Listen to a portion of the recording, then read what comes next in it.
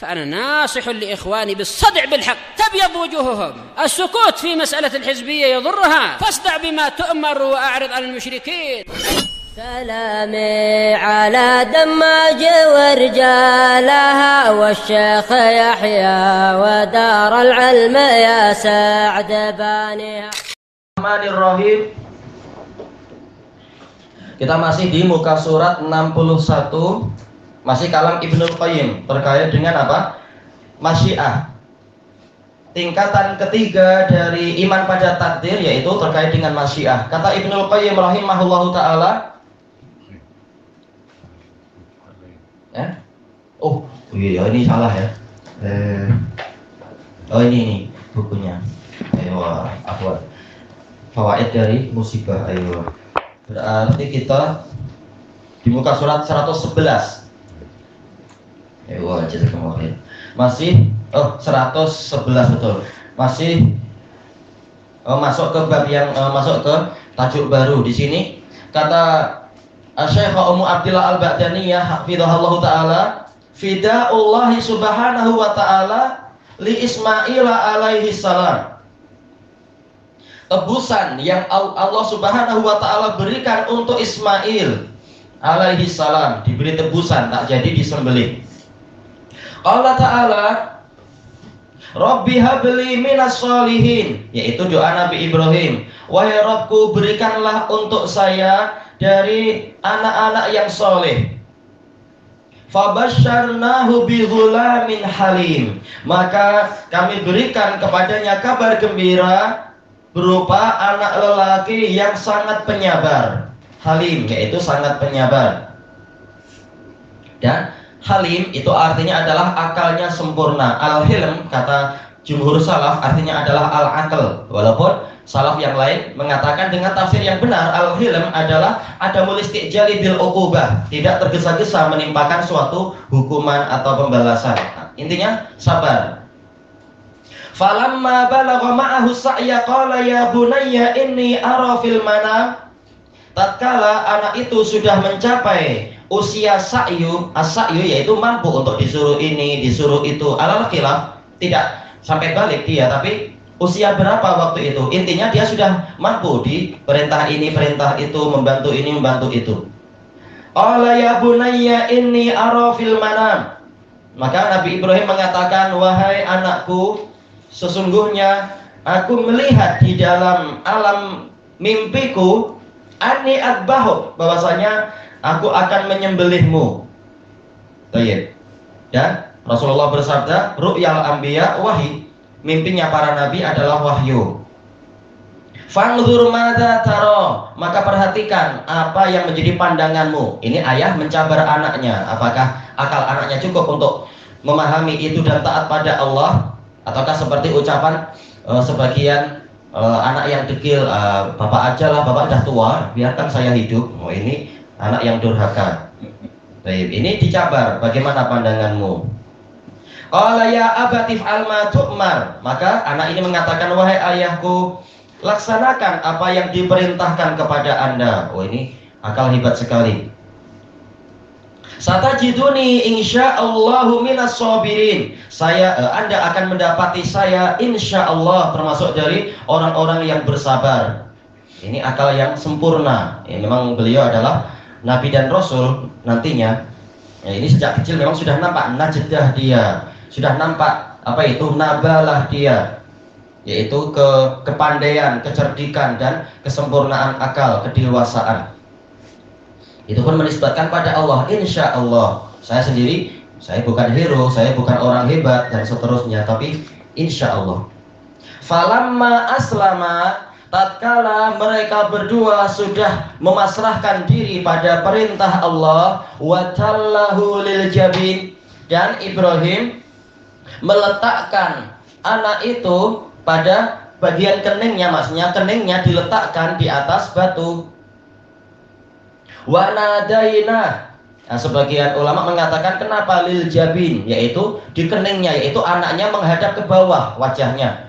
Karena Ibrahim tak ingin terganggu sedikit pun. Karena kalau menghadap ke samping berarti apa? Sebagian wajahnya masih nampak di mata ayah. Ayah tetap ayah, tidak akan tega melihat itu. Nah, beliau tak mau terganggu dengan itu di jalan Allah Ta'ala. Sekalian anaknya menghadap ke bawah, biar wajahnya tak nampak. Ini betul-betul Ibrahim ingin murni menjalankan perintah Allah tanpa ada gangguan sedikit pun.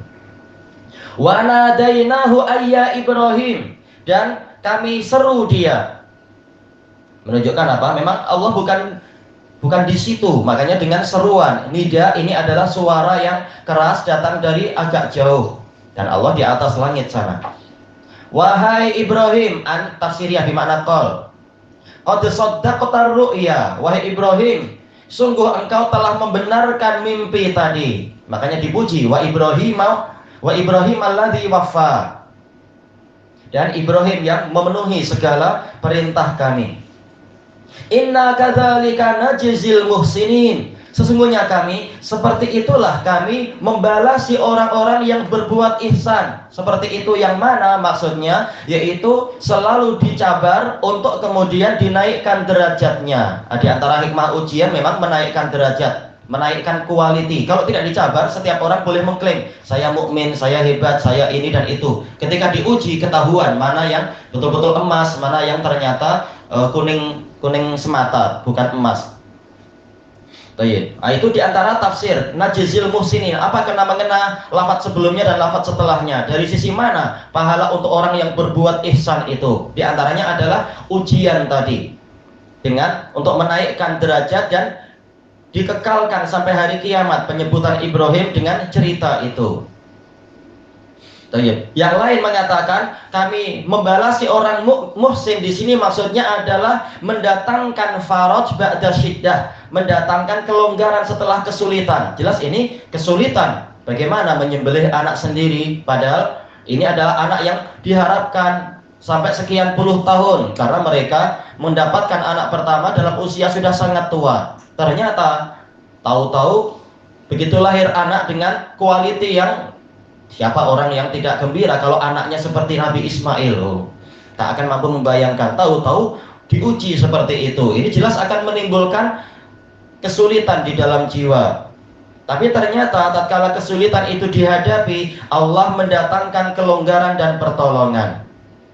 Inna hadza lahuwal bala'ul mubin. Sesungguhnya ini benar-benar, yaitu bala. Bala ada dua makna. Yang pertama yaitu ujian itu sendiri. Bala bermakna ibtila, yaitu cabaran. Cabaran yang jelas.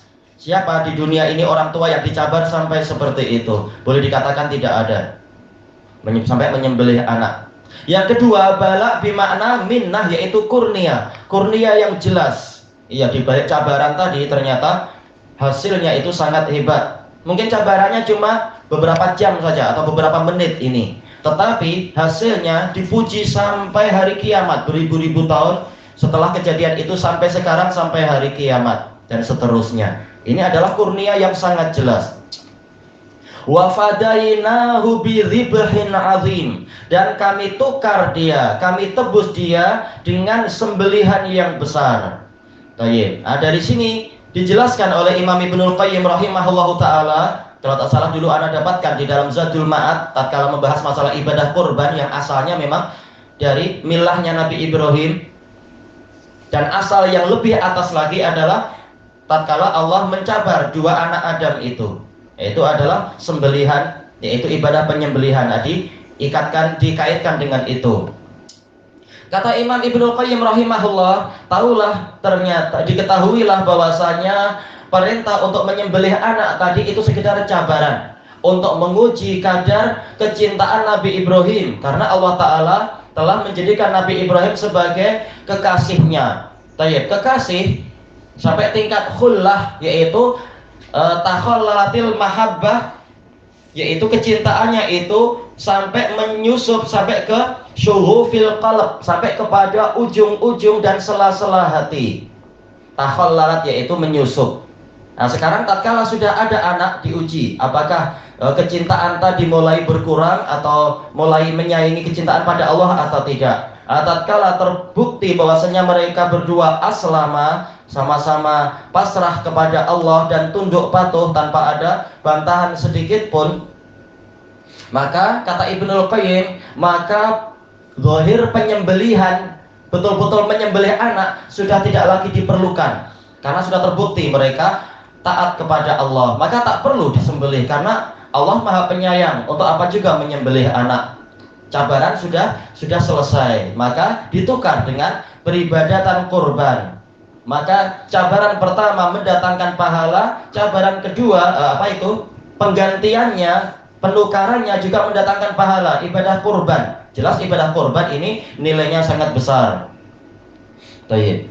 Di hari terbaik ibadah kurban yaitu Idul Adha. Ini nilai yang sangat besar sekali. Inilah sisi gambaran dari peristiwa itu. Di balik itu penuh dengan kelonggaran, penuh dengan kenikmatan dan sebagainya. Dan kita tidak mau mengucapkan, dan memang haram mengucapkan kata-kata kufur yang dilakukan oleh sebagian orang. Anda diberitahu ada orang mengatakan masalah prank itu. Prank itu apa sih sebenarnya? Penipuan kan, tipuan kan itu, menipu orang, membohongi orang. Kata dia itu ada dalilnya. Prank terbesar di dunia adalah tatkala yaitu Tuhan menyuruh untuk Ibrahim menyembelih anaknya, padahal tak betul, padahal tak sampai menyembelih, itu prank katanya, di prank. Naudzubillah, itu kata-kata kufur. Baik. Kalau Allah menghendaki orang bunuh diri, wajib orang untuk bunuh diri sebagaimana di dalam syariat Nabi Musa. Baik, itu bukan sekedar main-main, tetapi ini adalah sesuatu yang hak, diuji betul-betul. Tatkala ujian selesai, tak perlu dilanjutkan. Ini sebagai rahmat. Adapun kalau yang prank itu, orang mengharapkan baik, bersangka baik, tahu-tahu ditipu, jelas itu lain. Ini justru dicabar dengan sesuatu yang menyusahkan, tahu-tahu diberi kabar gembira. Ini kata-kata lancang dari orang-orang kafir, naudzubillah. Ini bukan prank, bila Allah membuat prank itu. Ini hak, semua syariat Allah adalah hak. Ya kena orang kan, prank. Iya. Baik. Dan seterusnya, dan itu tipuan. Sementara Allah tidak menipu. Kalau Allah menghendaki Ibrahim membunuh, memang betul-betul membunuh. Cuma Allah berhak untuk melakukan nasakh, yaitu menghapus syariat. Dan ini bagian dari dalil nasakh kata para ulama, dihapuskannya syariat karena hikmah yang lebih besar. Aduh, prank sejak awal orangnya tahu ini. Yang melakukan tahu bahwasanya saya cuma menipu engkau aja. Naudzubillah.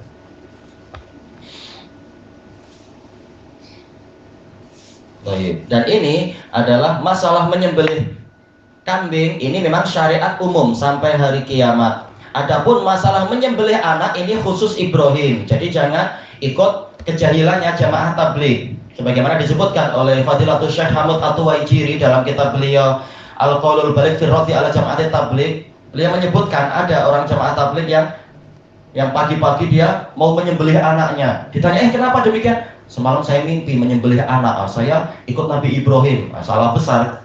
Engkau bilang Nabi Ibrahim ini adalah syariat khusus. Sementara engkau sendiri mengatakan Muhammadur Rasulullah, ikut syariat Nabi Muhammad.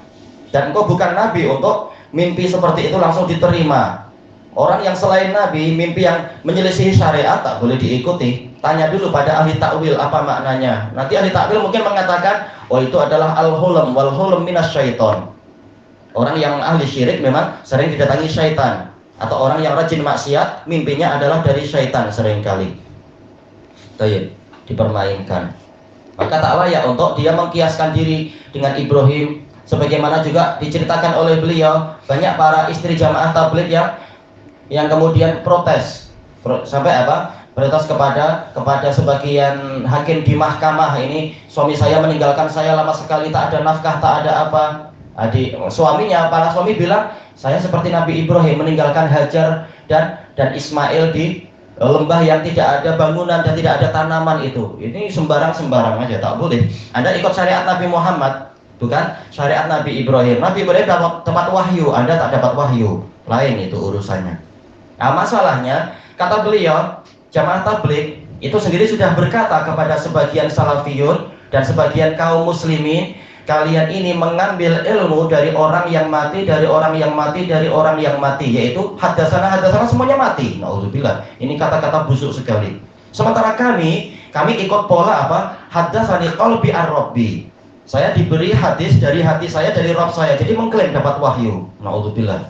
Nah, kalau sudah seperti itu memang tak perlu bilang saya adalah pengikut Nabi Muhammad kalau seperti itu, mengklaim dapat wahyu. Baik. Intinya ayat ini khusus untuk Nabi Ibrahim dalam masalah penyembelihan anak.